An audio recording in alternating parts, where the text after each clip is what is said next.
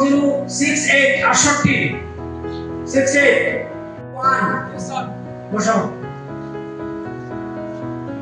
2910001 291 2910104 2910168 222 0910006 2910169 চাকরিটা পেয়েছি। আমি বিশ্বাস করতে পারছি না যে এই স্বচ্ছভাবে নিয়োগ পরীক্ষাতে আমি উত্তীর্ণ হয়ে চাকরিটা পাবো। আমার এই চাকরি পাওয়ার পিছনে পুরোপুরি আমার বাবা মায়ের অবদান। আমার মা বলতো যে আমার ছেলে চাকরি পাবে, কিন্তু আজকে আমার মা বেঁচে নেই। 1 বছর আগে ক্যান্সারে মারা গেছে। এখন আমি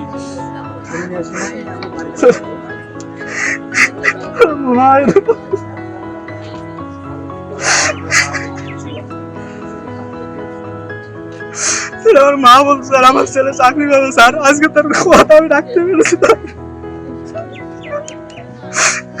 একদম স্বচ্ছভাবে স্যার চাকরিটা পেয়েছি স্যার। 120 টাকার বিনিময়ে স্যার আমি চাকরিটা আজকে পেয়েছি স্যার। আমি একদম নিজের যোগ্যতায় চাকরিটা, মেধাটায়, আমার কোনো টাকা পয়সা লেনদেন নেই। আমার বাবা একজন গরিব মানুষ, আমার কোনো এখানে টাকার কোনো হাত নেই। আমার ছোটবেলা থেকে মনে করেন স্বপ্ন ছিল বাংলাদেশ পুলিশে যোগদান করবো, সেটা আজকে পূরণ হয়েছে। আমার আব্বু আমার পাশে আমি দাঁড়াতে পারবো। অনুভূতিটা পৃথিবীর সর্বোচ্চ সুখ যেটা এনে দেওয়া হয়, খুশি আনন্দ নিয়ে এসে দেওয়া হয়, সবগুলো মিলে আর আজকের আনন্দটাই আমার কাছে সবচেয়ে সেরা। কারণ আমি সর্বোচ্চ স্বচ্ছতার মাধ্যমেই চাকরিটা পেয়েছি, নিজ যোগ্যতায় নিজ মেধায়। এর থেকে আনন্দের খবর আর সুখের খবর আর হয় না। আমি আজকে চাকরিতে খুবই আনন্দিত। আশা করবো এই চাকরির মাধ্যমে আমার বাবা মা এবং আমার এলাকার লোকজনের মুখ উজ্জ্বল করতে পেরেছি আমি। আর আমি যে এত বড় একটা দায়িত্ব নিজের কাছে তুলে নিয়েছি, আমি যাতে সুশৃঙ্খলভাবে পালন করতে পারি দায়িত্ব, সেই কামনাই করি। আপনারা জানেন বিগত 1 মাসের কঠোর পরিশ্রমের মাধ্যমে আমরা আজকে নিয়োগ প্রক্রিয়াটি সম্পন্ন করেছি। যারা এখানে যোগ্যতা, মেধা এবং দক্ষতার পরিচয় দিয়েছে, শারীরিক সক্ষমতার পরিচয় দিয়েছে, শতভাগ সততা, নিষ্ঠা, আন্তরিকতা এবং স্বচ্ছতার সাথে আমরা সেই নিয়োগ প্রক্রিয়াটি সম্পন্ন করেছি।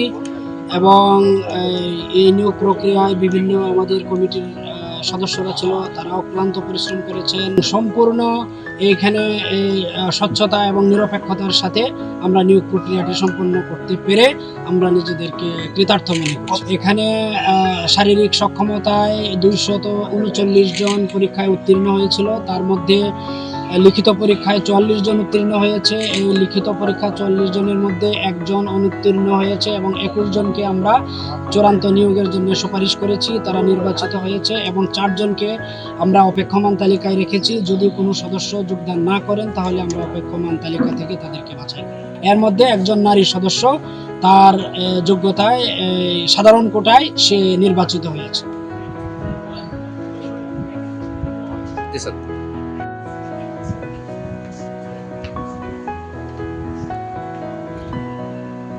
কেটে দেবো যেটা না লাগবে।